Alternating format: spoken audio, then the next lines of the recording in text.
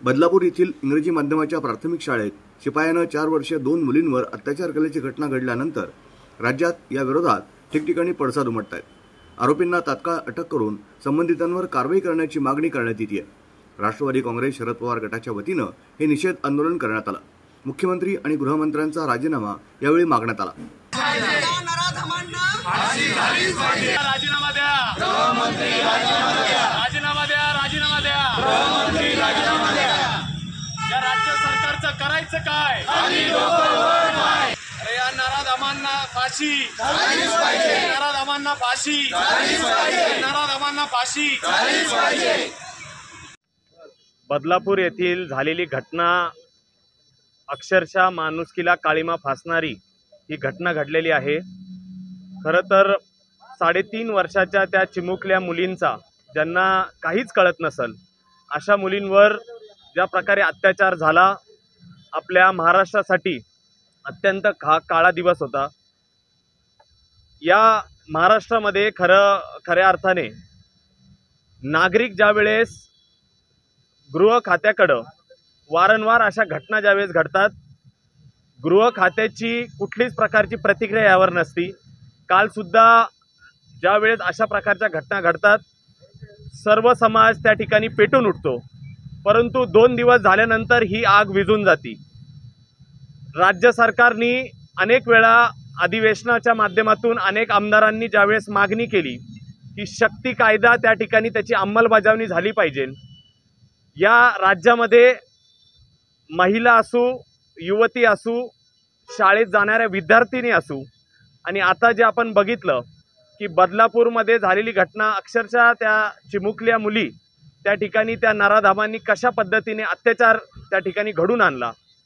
आपण राज्यामध्ये महाराष्ट्र त्या ठिकाणी वेगळ्या विविध विषयांवर राज्याचं नाव देश पातळीवर आणि जग पातळीवर जात असताना आपल्या राज्य सरकारमध्ये राज्याचे गृहमंत्री, उपमुख्यमंत्री, 2 उपमुख्यमंत्री लाभलेले आहेत, आणि मुख्यमंत्री त्या ठिकाणी जे वारंवार त्या ठिकाणी गाजावाजा करून त्या ठिकाणी सांगतात ट्रिपल इंजनचं सरकार आहे, परंतु हे सरकार आणि गृहमंत्री यांच्या कार्यपद्धतीवर अतिशय मोठा राग व्यक्त केला जातोय।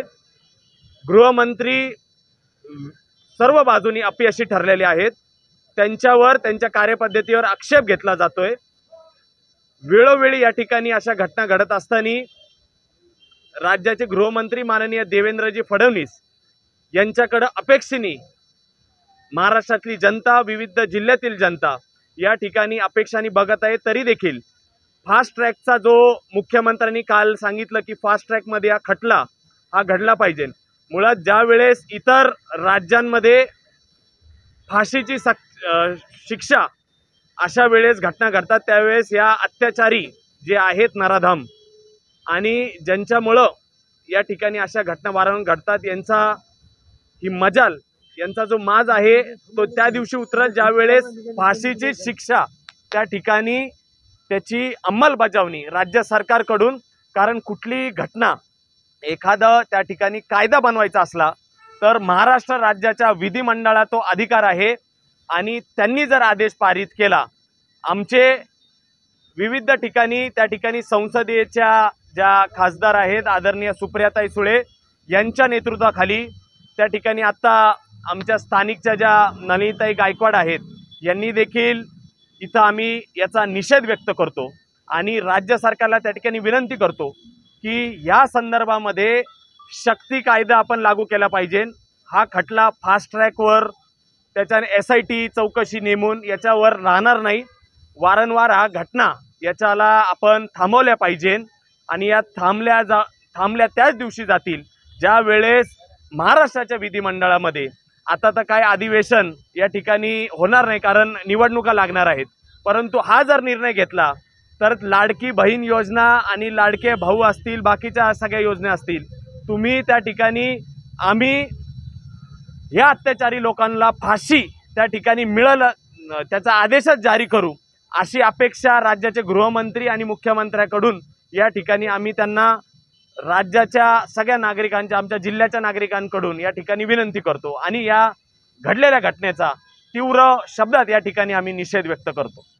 बदलापूरमध्ये घडलेल्या घटनेचा सर्वात प्रथम आम्ही महिलांच्या वतीनं आणि आमच्या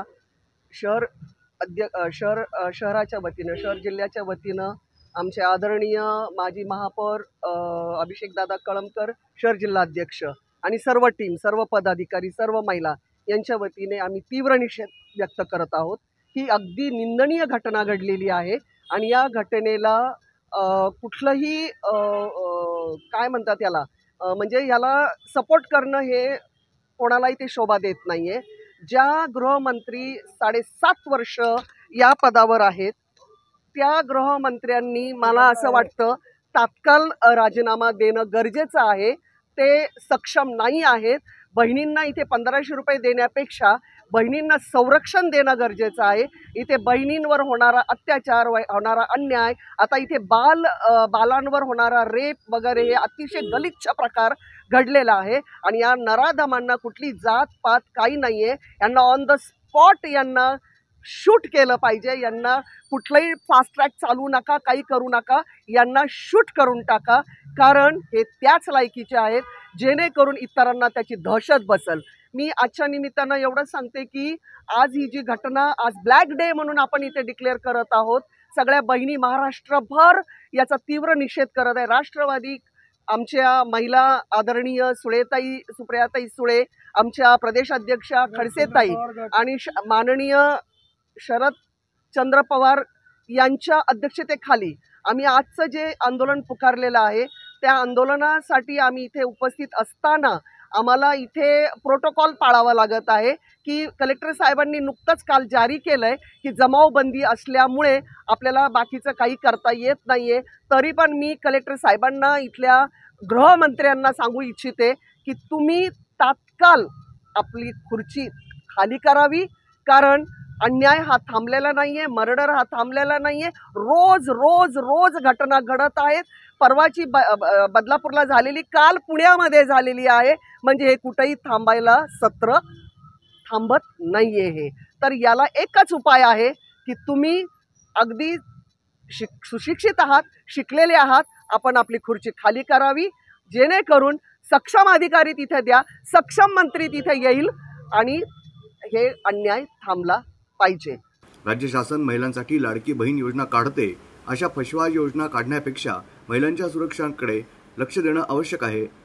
या राज्यात लाडकी बहीण असुरक्षित असेल तर या महिलांना दरमहा पैसे देण्याचा काय उपयोग? जर तुम्हाला जमत नसेल तर सत्तेतून पायउतार व्हा, असा गंभीर इशारा राष्ट्रवादी काँग्रेसच्या वतीनं देण्यात आलाय. शहराध्यक्ष अभिषेक कळमकर यांच्या नेतृत्वाखाली हे आंदोलन करण्यात आलं. या आंदोलनात महिलांची संख्या देखील लक्षणीय होती.